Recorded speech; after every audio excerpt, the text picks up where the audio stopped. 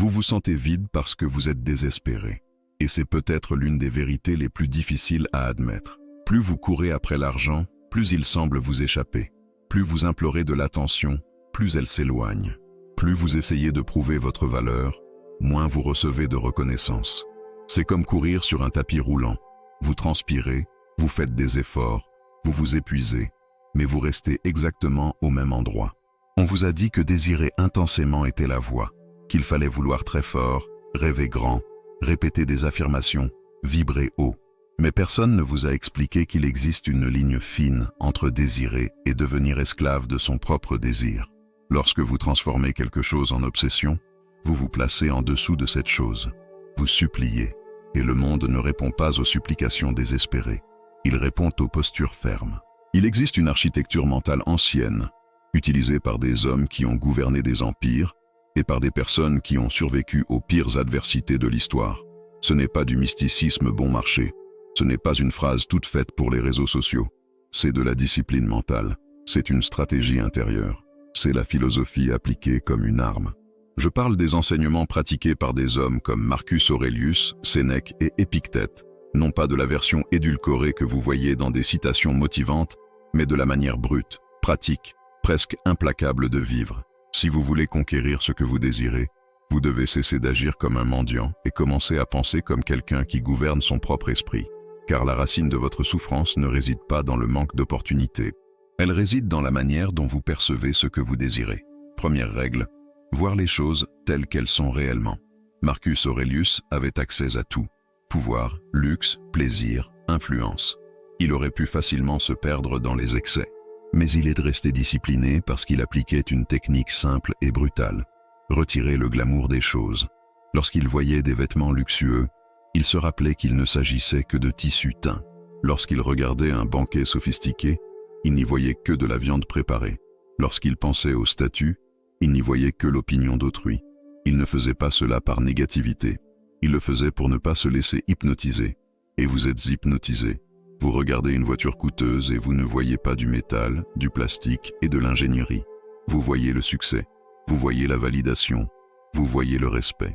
Vous regardez une personne que vous désirez et vous ne voyez pas les défauts, les insécurités, les peurs. Vous voyez le salut. Vous voyez la complétude. Et lorsqu'une chose devient un symbole de salut, vous perdez du pouvoir face à elle. Le secret n'est pas de cesser de vouloir, c'est de cesser d'idolâtrer. L'argent est un outil. Une relation est la cohabitation de deux personnes imparfaites. La reconnaissance est une opinion passagère. Lorsque vous retirez l'éclat excessif des choses, quelque chose d'étrange se produit. Elle cesse de paraître inaccessible, parce que la peur diminue. L'anxiété baisse. Vous négociez mieux lorsque vous n'avez pas désespérément besoin de l'accord. Vous communiquez mieux lorsque vous ne suppliez pas l'approbation. Le pouvoir ne coule jamais vers celui qui se place en dessous. Deuxième règle, concentrez-vous sur ce qui dépend de vous. Imaginez un archer prêt à tirer. Il ajuste sa posture, calcule le vent, tend l'arc et décoche la flèche. Une fois la flèche partie, elle n'est plus sous son contrôle. Le vent peut changer, la cible peut bouger. Si le bonheur de l'archer dépend du fait de toucher la cible, il sera esclave du hasard. Mais si sa satisfaction réside dans l'exécution du meilleur tir possible, il demeure serein. Vous souffrez parce que vous attachez votre identité au résultat. Vous voulez la promotion. Vous voulez l'approbation. Vous voulez qu'on vous dise oui. Mais ces choses ne dépendent pas uniquement de vous. Elles dépendent d'autres personnes, de circonstances, de facteurs invisibles. Lorsque vous déplacez votre attention vers la qualité de votre action, faire le meilleur entretien, mener la meilleure conversation, livrer le meilleur travail, quelque chose change intérieurement. L'anxiété diminue, la précision augmente. Curieusement, ceux qui se concentrent sur le processus obtiennent souvent davantage de résultats, parce qu'ils ne sont pas paralysés par la peur de se tromper. Troisième règle, transformer les obstacles en carburant. La plupart des gens sont abattus par les problèmes. Certains résistent, mais peu utilisent les problèmes comme impulsion. Si quelque chose tourne mal, vous demandez-vous « Pourquoi moi ?» ou demandez-vous « Qu'est-ce que cela m'enseigne ?» Imaginez que quelqu'un vous trahisse. Vous pouvez vous sentir détruit, ou vous pouvez utiliser cela pour revoir vos critères, renforcer votre estime de vous, ajuster votre vision. Imaginez perdre de l'argent. Vous pouvez sombrer dans le désespoir, ou vous pouvez apprendre à mieux gérer, diversifier, planifier. Les obstacles ne sont pas des interruptions du chemin, Souvent, ils sont le chemin lui-même. Lorsque vous adoptez cette posture, il devient presque impossible de vous vaincre, parce que toute tentative de vous faire tomber devient un matériau de construction. 4e règle, se préparer au pire. Une grande partie de l'anxiété naît de la surprise. Vous vous attendez à ce que tout se passe bien. Et lorsqu'une chose échoue, le choc est immense. La préparation mentale élimine la stupeur. Visualisez la possibilité que l'affaire ne se conclue pas. D'entendre un non, d'affronter des critiques. Demandez-vous, si cela arrive, que ferais-je? En imaginant le pire scénario, vous réalisez que vous survivriez. Et lorsque vous comprenez que vous survivriez, la peur perd de sa force. Vous négociez mieux lorsque vous ne craignez pas la perte. Vous prenez davantage de risques lorsque vous avez déjà accepté la possibilité de l'échec. 5e règle, se souvenir que le temps est fini. Vous vivez comme si vous aviez la garantie de décennies devant vous. Vous repoussez des décisions, vous avalez des rêves, vous tolérez des situations qui drainent votre énergie. Mais la vie n'offre aucun contrat de permanence. Lorsque vous intégrez que le temps est limité, vous commencez à agir avec urgence. Non pas une urgence désespérée, mais une clarté. Vous cessez de vous préoccuper d'opinions insignifiantes. Vous cessez de reporter des conversations importantes. Vous cessez de remettre à plus tard vos projets. Le rappel de la finitude n'est pas morbide. Il est libérateur. 6e règle, élargir la perspective. Lorsque vous êtes à l'intérieur du problème, tout paraît immense. Une critique devient une catastrophe. Une erreur devient un échec définitif. Mais imaginez observer votre vie d'en haut, comme si vous voyiez votre ville, votre pays, la planète. Vos conflits quotidiens deviennent de petits points dans une immensité. Cela ne diminue pas votre importance, cela diminue votre dramatisation. Et lorsque vous cessez de dramatiser, vous décidez mieux. 7e règle, protégez votre esprit comme une forteresse. Rien d'extérieur n'est totalement sûr. L'argent peut disparaître, la réputation peut être attaquée, les relations peuvent changer. Mais il existe un territoire que, s'il est bien gardé, personne n'envahit. Votre interprétation des faits. Quelqu'un vous critique, c'est un événement. La souffrance vient de l'interprétation que vous en faites. Lorsque vous apprenez à questionner vos interprétations, vous gagnez en liberté. Vous cessez de réagir automatiquement. Vous commencez à choisir vos réponses. Et cela change tout, parce que la plupart des gens abandonnent lorsqu'ils se sentent blessés. Si vous apprenez à ne pas vous blesser facilement, vous devenez constant. Et la constance construit des résultats. Mais il y a un avertissement important. Si vous appliquez ces règles, vous allez changer. Et tout le monde n'aimera pas cela. Les personnes habituées à se plaindre peuvent se sentir mal à l'aise face à votre discipline. Les personnes qui vivent d'excuses peuvent critiquer votre posture. Vous pouvez ressentir de la solitude à certains moments. Mais il y a quelque chose de puissant à gouverner son propre esprit. La question est simple. Préférez-vous le confort de la foule qui se plaint ou la sérénité de celui qui construit? Car au fond, il ne s'agit pas d'argent, de statut ou d'applaudissements. Il s'agit de qui vous devenez dans le processus. Il y a un inconfort en vous, peut-être silencieux, peut-être ancien, qui a déjà compris qu'un effort sans stratégie mentale est un gaspillage d'énergie. Et maintenant, nous devons aller plus loin, parce que comprendre les règles n'est que le début. Les appliquer est une autre histoire. Vous avez passé des années à entraîner votre esprit à réagir, à vous plaindre, à chercher la validation. Ce n'était pas intentionnel. La société enseigne cela dès le plus jeune âge. Elle enseigne que vous devez prouver votre valeur en permanence, que vous devez être accepté, que vous devez accumuler pour être quelqu'un. Et sans vous en rendre compte, vous êtes devenu dépendant de l'approbation extérieure. Réfléchissez avec sincérité. Combien de décisions avez-vous prises par peur du jugement? Combien d'opportunités avez-vous laissé passer parce que vous imaginiez ce que les autres allaient penser? Combien de fois êtes-vous resté silencieux alors que vous vouliez parler?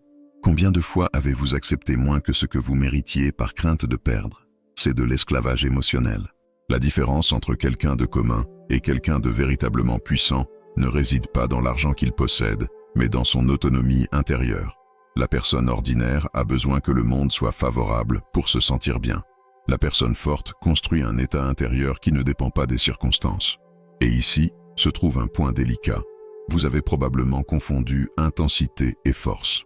Vous avez cru que ressentir intensément, réagir rapidement, lutter contre tout, était un signe de personnalité. Mais souvent, ce n'est que de la fragilité déguisée. La vraie force est le contrôle. C'est la stabilité. C'est le silence stratégique lorsque c'est nécessaire. Avez-vous déjà remarqué que les personnes les plus influentes dans n'importe quel environnement s'emportent rarement? Elles ne supplient pas l'attention. Elles ne justifient pas chacun de leurs pas. Elles ne courent pas après la validation. Elles parlent peu et agissent avec précision. Ce n'est pas un hasard. C'est une maîtrise intérieure. Mais soyons honnêtes, construire cette maîtrise fait mal. Parce que cela signifie abandonner des habitudes émotionnelles que vous avez cultivées pendant des années. Cela signifie cesser de vous identifier à vos blessures. Cela signifie arrêter de raconter la même histoire d'injustice encore et encore. Il existe une part de vous qui aime dire « Je suis ainsi parce qu'on m'a fait cela ». Il existe une part qui aime désigner des coupables. Cette part doit être confrontée, non pour que vous vous culpabilisiez, mais pour que vous assumiez la responsabilité. La responsabilité n'est pas un poids, c'est un pouvoir. Lorsque vous assumez que vos réactions sont les vôtres, vous récupérez le contrôle. Lorsque vous blâmez le monde, vous cédez le contrôle. Et voici quelque chose que peu admettent. Souvent, vous ne voulez pas abandonner le rôle de victime parce qu'il apporte du confort. Il apporte une justification. Il apporte une explication prête à l'emploi. Mais il apporte aussi la stagnation. Pendant que vous vous expliquez, d'autres construisent. Pendant que vous vous défendez, d'autres avancent. Et je ne dis pas que la vie a été juste avec vous. Peut-être ne l'a-t-elle pas été. Peut-être avez-vous affronté des pertes, des trahisons, des difficultés financières, des frustrations professionnelles. Peut-être vous êtes-vous senti ignoré, sous-estimé, dévalorisé. Mais la question est, jusqu'à quand cela définira-t-il votre identité? Car il existe une différence entre reconnaître une douleur et y habiter. Les règles que nous explorons ne sont pas des formules magiques. Ce sont des outils pour sortir de l'état réactif et entrer dans l'état créateur. Créateur non pas au sens fantasque. Créateur au sens de posture, de construction consciente. Lorsque vous apprenez à retirer le glamour des choses, vous cessez de les supplier. Lorsque vous vous concentrez sur le processus, vous ne désespérez pas pour le résultat. Lorsque vous utilisez les obstacles comme carburant, vous n'êtes pas paralysé par eux. Lorsque vous vous préparez au pire, vous n'êtes pas surpris. Lorsque vous vous souvenez que la vie est finie, vous ne procrastinez pas. Lorsque vous élargissez la perspective, vous ne dramatisez pas. Lorsque vous protégez votre esprit, vous n'êtes pas envahi par n'importe quelle opinion. Voyez-vous comment tout converge vers un point central, l'autosuffisance émotionnelle. Et cela génère quelque chose de curieux, le magnétisme. Les personnes désespérées éloignent les opportunités. Les personnes centrées attirent, parce que le désespoir communique le manque communique la dépendance. La dépendance génère l'insécurité. La stabilité, elle, communique la confiance. La confiance génère le respect. Le respect ouvre des portes. Peut-être pensez-vous, mais si j'arrête de désirer intensément, ne vais-je pas perdre mon ambition? C'est un doute courant. Mais il existe une immense différence entre ambition et attachement. L'ambition est une direction. L'attachement est une nécessité. Vous pouvez désirer grandir financièrement sans transformer l'argent en votre identité. Vous pouvez vouloir une relation sans transformer l'autre personne en votre salut. Vous pouvez chercher la reconnaissance sans en dépendre pour vous sentir entier. Lorsque le désir cesse d'être une nécessité et devient un choix, vous vous renforcez. Maintenant, je dois parler de quelque chose que peu ont le courage d'affronter, la solitude de l'évolution. Lorsque vous commencez à changer, tout le monde ne vous accompagne pas. Certaines amitiés ont été construites sur des plaintes partagées. Certains liens étaient fondés sur la comparaison constante, la critique du monde, la victimisation collective. Lorsque vous cessez de participer à cela, vous pouvez être perçu comme distant, froid, différent. Mais la maturité, bien souvent, c'est cela. Supporter d'être mal interprété pendant que vous construisez quelque chose de plus grand. Vous n'avez pas besoin d'annoncer votre transformation. Vous n'avez pas besoin de convaincre qui que ce soit. Vivez simplement différemment. Les gens le remarquent. Certains s'inspirent. D'autres sont dérangés. Mais le choix vous appartient. Continuez à appartenir à des environnements qui drainent votre énergie ou assumez la responsabilité d'une version plus disciplinée de vous-même.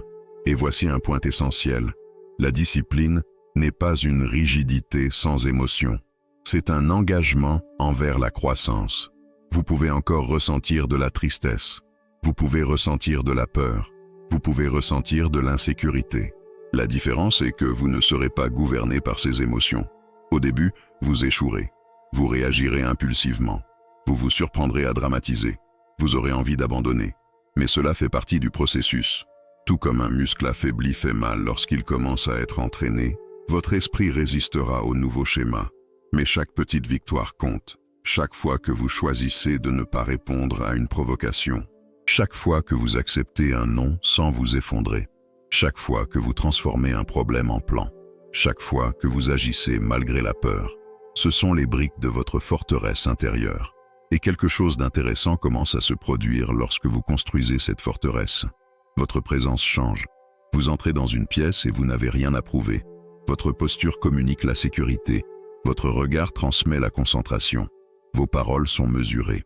Cela ne signifie pas arrogance, cela signifie stabilité. Et la stabilité est rare. Dans un monde où tout le monde réagit au moindre stimulus, où toute critique devient conflit, où toute frustration devient drame, la personne qui reste centrée se distingue naturellement. Non pas parce qu'elle crie plus fort, mais parce qu'elle n'a pas besoin de crier. Mais il existe encore un dernier niveau de cette transformation que peu atteignent. Un niveau où vous cessez de chercher à tout contrôler et apprenez quelque chose d'encore plus profond. La différence entre agir avec intention et tenter de contrôler le monde. Et cette différence est subtile. Vous agissez avec excellence. Vous planifiez, vous vous préparez, vous décidez, mais vous acceptez qu'il existe des variables externes. Accepter n'est pas abandonner, c'est comprendre les limites. Et lorsque vous comprenez les limites, vous dirigez votre énergie uniquement vers ce que vous pouvez influencer. Cela multiplie les résultats. Imaginez si toute l'énergie que vous avez dépensée à vous plaindre, à vous inquiéter ou à anticiper des scénarios négatifs avait été dirigée vers l'apprentissage, l'action et l'amélioration.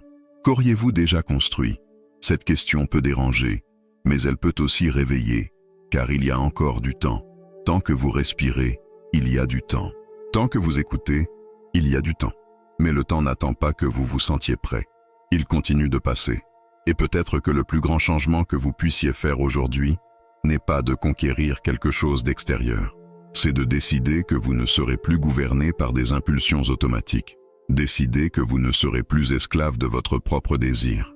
Décider que vous ne placerez personne ni rien sur un piédestal au-dessus de votre dignité.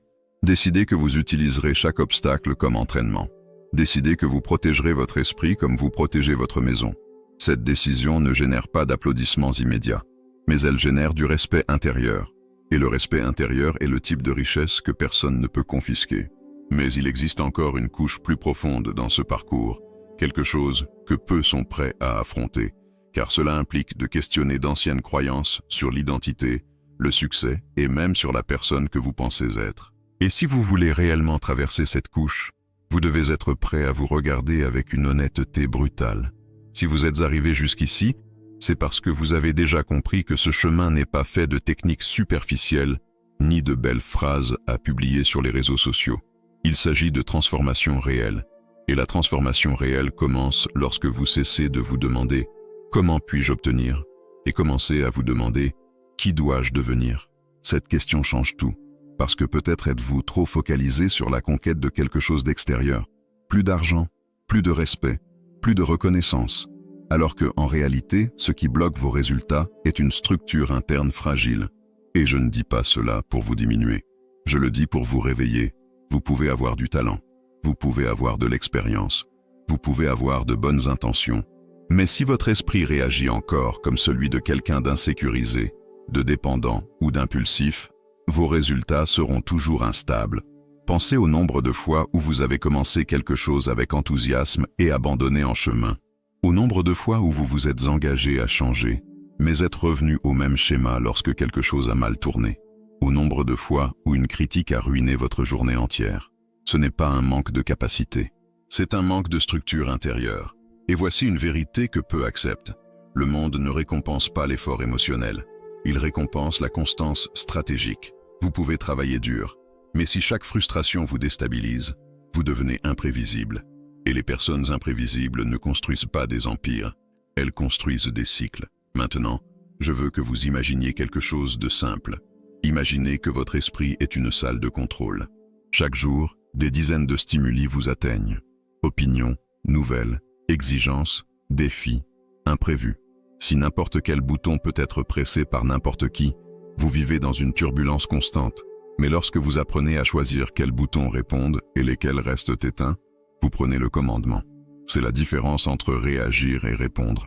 Réagir est automatique. Répondre est conscient. Réagir est impulsion. Répondre est décision. Et cette décision exige quelque chose que beaucoup évitent, la conscience de soi. La conscience de soi fait mal parce qu'elle révèle des schémas que vous préfériez ignorer. Elle révèle que peut-être vous avez alimenté des conflits inutiles, que peut-être vous avez dramatisé des situations mineures, que peut-être vous avez utilisé des excuses pour ne pas agir. Mais elle révèle aussi quelque chose de puissant. Vous pouvez changer.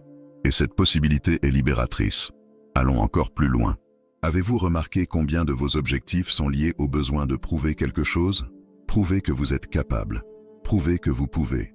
Prouver que vous n'êtes pas ce qu'on disait que vous étiez. Lorsque la motivation vient du besoin de prouver, vous portez une tension. Et la tension constante épuise. Mais lorsque la motivation vient d'une clarté intérieure, de savoir qui vous êtes et ce que vous voulez construire, il y a de la légèreté.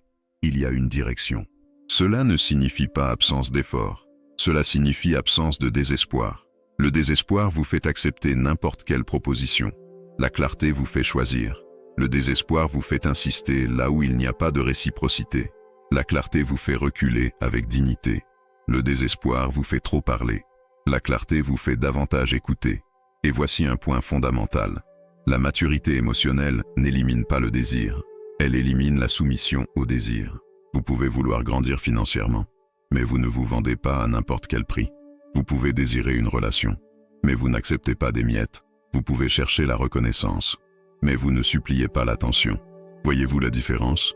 C'est un changement subtil de posture, mais radical dans ses effets. Maintenant, parlons de la peur. Vous croyez que la peur est votre ennemi. Mais, dans la plupart des cas, elle pointe simplement vers quelque chose d'important. La peur d'échouer pointe vers quelque chose qui compte pour vous. La peur du rejet pointe vers la vulnérabilité.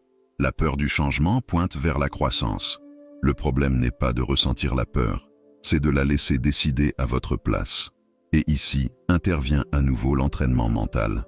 Lorsque vous visualisez le pire scénario et réalisez que vous survivriez, la peur perd en intensité.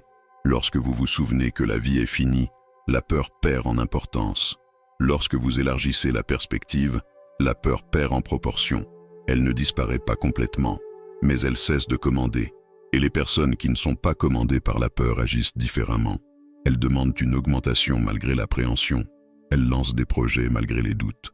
Elles clôturent des cycles malgré l'incertitude. Parce qu'elles comprennent que rester immobile par peur est, en pratique, un choix de stagnation. Mais il existe quelque chose d'encore plus profond qui doit être affronté. Votre identité. Peut-être êtes-vous attaché à l'image de quelqu'un qui a beaucoup souffert, ou de quelqu'un qui a toujours été incompris, ou de quelqu'un qui n'a jamais eu de chance. Ces récits ont peut-être été vrais à un moment donné, mais continuer à les répéter renforce le personnage. Et les personnages sont prévisibles. Lorsque vous décidez d'abandonner un récit limitant, vous ressentez un vide temporaire, parce que cette histoire faisait partie de vous. Mais ce vide est un espace pour construire une nouvelle identité fondée sur la responsabilité, la discipline et la clarté.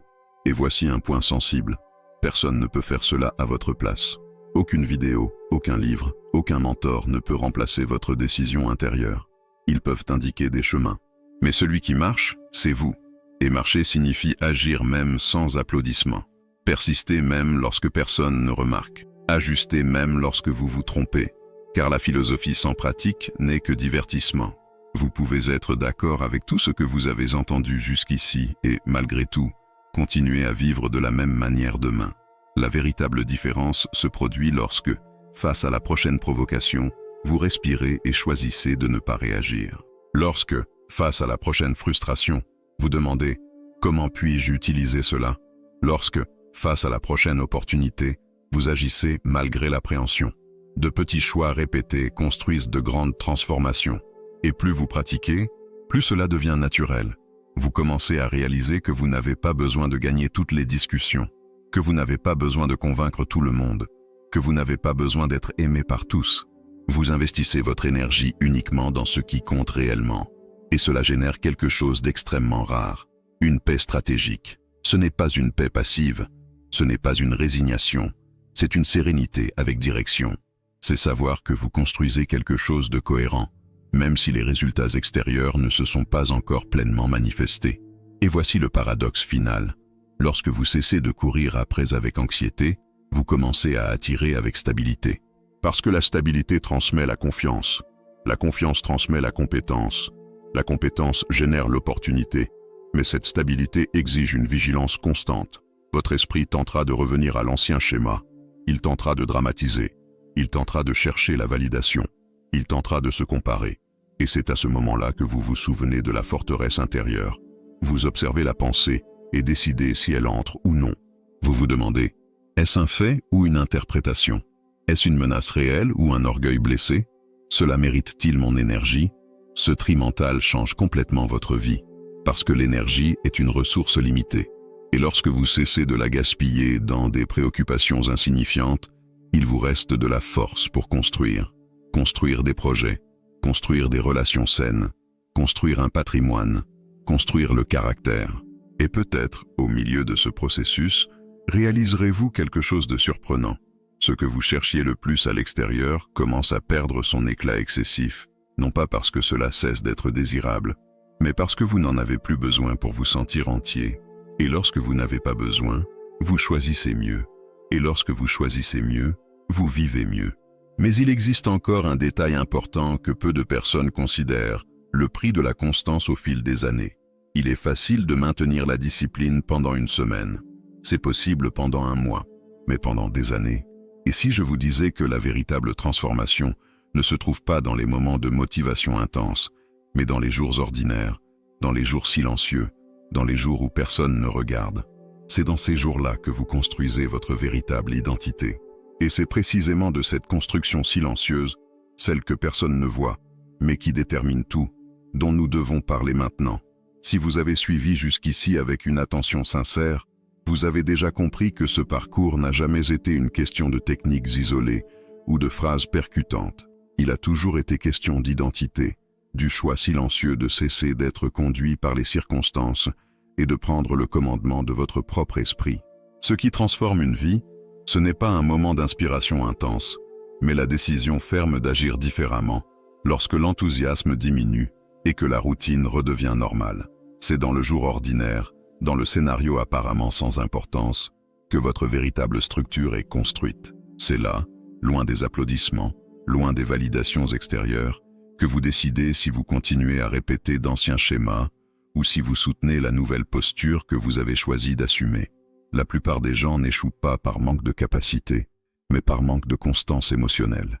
Ils commencent motivés, promettent de changer, ajustent leurs pensées pendant quelques jours, mais lorsque surgissent les premiers véritables obstacles, ils reviennent aux vieilles habitudes.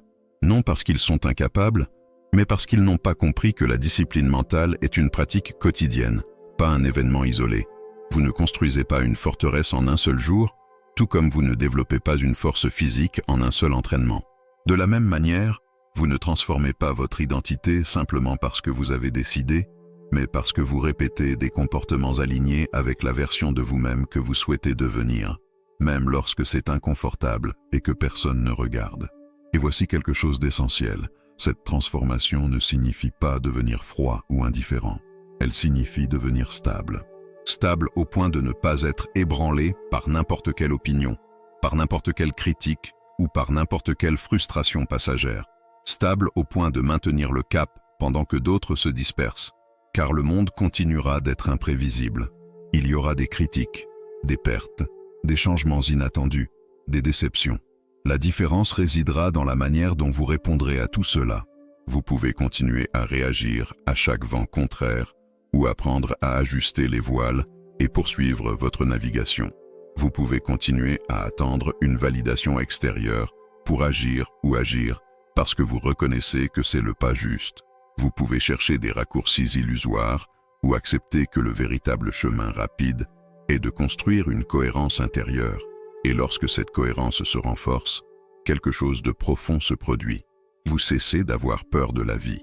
Non parce que vous croyez que rien ne tournera mal, mais parce que vous comprenez que, quoi qu'il arrive, vous aurez la structure émotionnelle pour faire face. C'est cela, la véritable liberté. Ce n'est pas l'absence de problèmes, mais la capacité de les affronter sans perdre votre centre. Ce n'est pas un contrôle absolu sur tout, mais la maîtrise de vos propres interprétations. Ce n'est pas éviter la douleur, mais empêcher que la douleur devienne votre identité. Lorsque vous maîtrisez votre esprit, votre posture change naturellement. Votre communication devient plus claire, vos décisions plus fermes, votre présence plus assurée. Vous cessez d'entrer dans des environnements pour prouver quelque chose et commencez à entrer pour contribuer, négocier, décider. Vous cessez d'accepter moins par peur de perdre et commencez à choisir ce qui a réellement du sens. Vous apprenez à vous retirer avec dignité lorsque c'est nécessaire, sans ressentiment, sans désespoir. Cette dignité silencieuse se perçoit. Les gens ne savent peut-être pas expliquer ce qui a changé, mais ils sentent la différence. Ils sentent la stabilité, la fermeté, la cohérence. Et de manière presque ironique, lorsque vous cessez de chercher l'approbation, vous commencez à la recevoir. Lorsque vous cessez de supplier la reconnaissance, elle apparaît naturellement. Mais à ce stade, elle n'est plus essentielle, car vous avez construit quelque chose de plus solide, le respect de vous-même. L'argent peut fluctuer, le statut peut varier, les relations peuvent se transformer. Mais lorsque vous apprenez à voir les choses telles qu'elles sont réellement, à vous concentrer sur le processus et non uniquement sur le résultat, à utiliser les obstacles comme carburant, à vous préparer aux adversités, à vous souvenir que le temps est fini, à élargir votre perspective et à protéger votre esprit comme une forteresse, vous devenez différent. Non plus quelqu'un qui supplie, mais quelqu'un qui construit. Non plus quelqu'un qui réagit impulsivement, mais quelqu'un qui répond avec conscience. Non plus quelqu'un dominé par la peur, mais quelqu'un guidé par la clarté. Et la question qui demeure n'est pas de savoir si cela fonctionne. La question est de savoir si vous êtes disposé à l'appliquer. Parce que la connaissance sans pratique n'est qu'une distraction. Et vous n'êtes pas arrivé jusqu'ici par hasard. Il y a quelque chose en vous qui reconnaît que vous pouvez vivre avec plus de force, plus de sérénité et plus de direction. Quelque chose qui a déjà compris que courir désespérément après n'a jamais apporté les résultats promis. Quelque chose qui sait que gouverner son propre esprit est le premier pas pour gouverner toute autre dimension de la vie. Si cette réflexion a résonné en vous, si à un moment donné vous avez senti que ces mots touchaient une vérité intérieure, alors transformez cette prise de conscience en action. Abonnez-vous à la chaîne pour continuer à renforcer votre mentalité avec des contenus qui approfondissent ce type de construction intérieure. Laissez votre like pour que ce message atteigne davantage de personnes qui ont elles aussi besoin de reprendre le commandement de leur vie. Et écrivez dans les commentaires l'affirmation suivante comme un engagement envers vous-même. Je choisis de gouverner mon esprit et de construire ma forteresse intérieure. Que cette phrase ne soit pas seulement un commentaire, mais le marqueur du moment où vous avez décidé de cesser de réagir au monde et de commencer à conduire votre propre trajectoire avec conscience et fermeté.